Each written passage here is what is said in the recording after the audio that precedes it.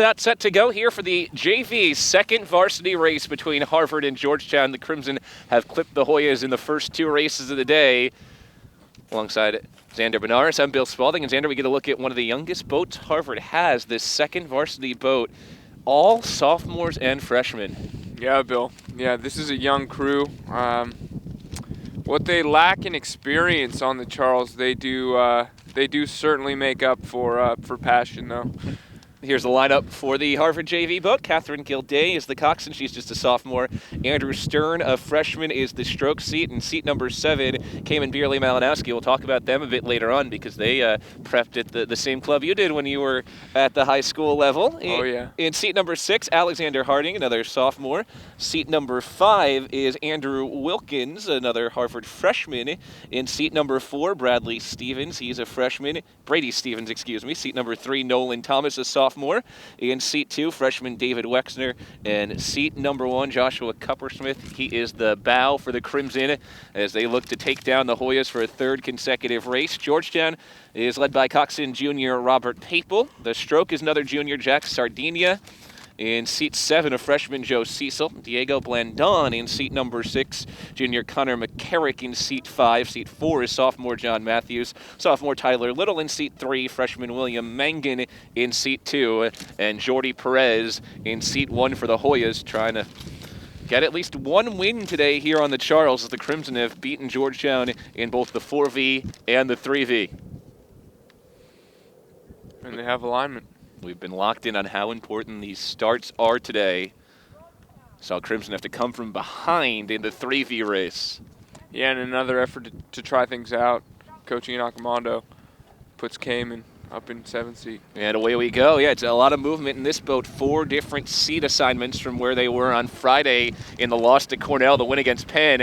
A hot start for Harvard as it looks like they've already gained at least a seat on Georgetown.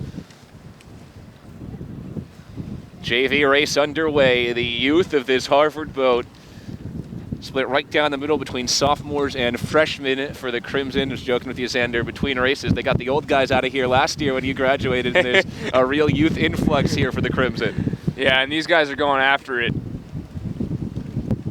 Got a 3-seat lead early. Again, led up top. Mentioned a couple guys that you're familiar with from even their high school days with Andrew Stern in the stroke seat and Cayman Beerley Malinowski in the 7th seat. Yeah, Andrew and Cayman are coming from Marin, my hometown. And they're doing it proud right now. Second straight race that Andrew Stern has been in the stroke seat, but you mentioned a move up to 7 for Cayman, who was in seat 5, I think, a couple days ago. Cayman also coming off of an injury that's been pretty long-standing. He's been kind of relegated to the bike for quite some time, but it's great to see him back on the water. Some separation already for the Crimson. Open water ahead of Georgetown, trying to do what the 4th varsity did earlier on today with a monumental mammoth win ahead of the Hoyas. Harvard will take on Dartmouth and MIT next week up at the Bigland Bowl up in Hanover. You think it's cold here. It could be especially cold up north in Hanover next week if the weather doesn't improve. It's been beautiful. Not even a cloud in the sky, but temperature only in the 30s today, and that strong headwind continues, forcing these oarsmen to make a few more strokes than they would with the tailwind or a normal wind today. They don't want to get that core tempo, that's for sure, and they're going for it right now. Love to see it, even in the headwind, the rate's pretty high, and they're just staying aggressive. Got Andrew Silkins there in 5 seat, just making moves. About 2 minutes, 10 seconds in. Harvard is probably about 800 meters into this one. A good start for the Crimson as they have open water back to Georgetown.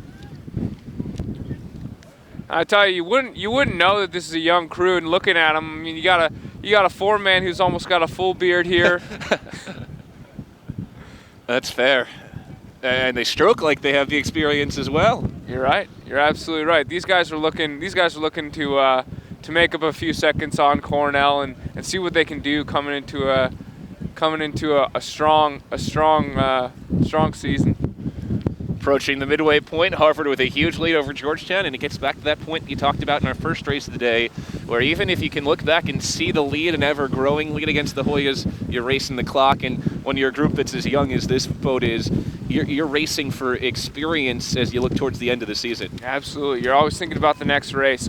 I could tell you two guys that are for sure thinking about the next race are Wexner and Cuppersmith. I mean, these are two guys that are technicians, right? These guys will look meticulously over the data when you're at your training camp and you're doing sea racing and the like. These two guys are studying the times down to a millisecond. And they're at the bow of the boat with Cuppersmith in the bow seat and Wexner in the 2 seat. Gotta love to see freshmen who are so invested like that. Yeah. They're going to have a promising career here, that's for sure. Every single one of these guys. And when the boat is this young here at the JV level, that pushes your varsity guys even harder as well. Yeah. They got young up-and-comers trying to steal their seats. Oh, and Cox and Catherine is telling them that they got to hunt everybody down here.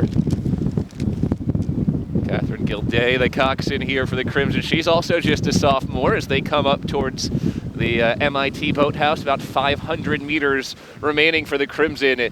They have built an ever-growing lead on Georgetown. Now, maybe 4 or 5 boat lengths. Yeah, and she's going to ask them for more, and my guess is they're going to give it.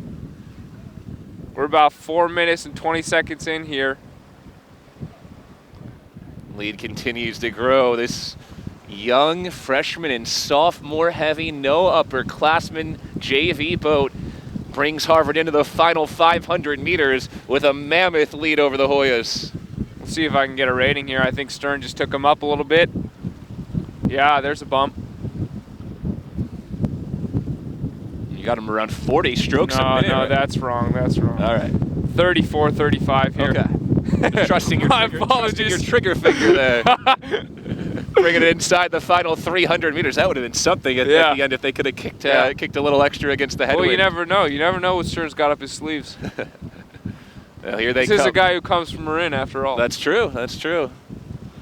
Final 250 or 300 meters for the Crimson, with Georgetown just passing the 500-meter mark.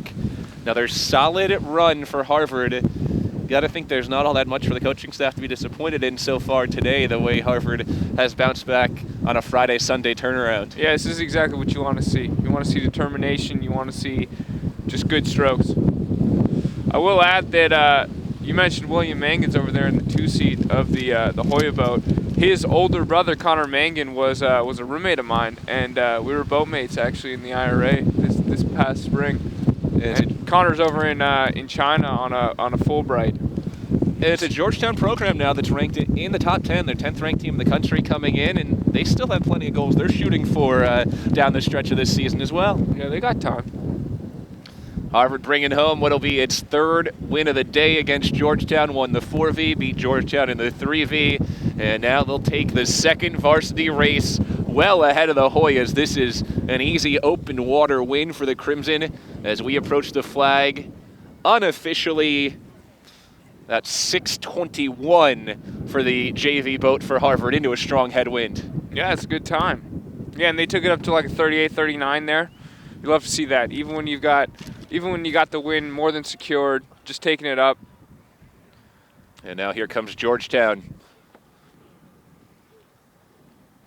Hoyas have been consistent today with their strokes as well. They've just run into a fast Harvard squad this early morning in Boston. Harvard, after close losses to Cornell, was pretty motivated today. And you've talked about it a few times, how much you can do just with grit and with that intensity, especially if you got a little extra fire in your belly after a loss. Yeah, so early in the season, I mean, every day counts, right? Yeah. You can bounce back quickly, and it's really when it comes down to it, it's about the mentality, and I think that the Crimson are doing a great job right now. All right, so Harvard has taken the 4V, the 3V, and the 2V. All that's left is the 1V. Harvard and Georgetown head-to-head in First Varsity next on the Ivy League Digital Network.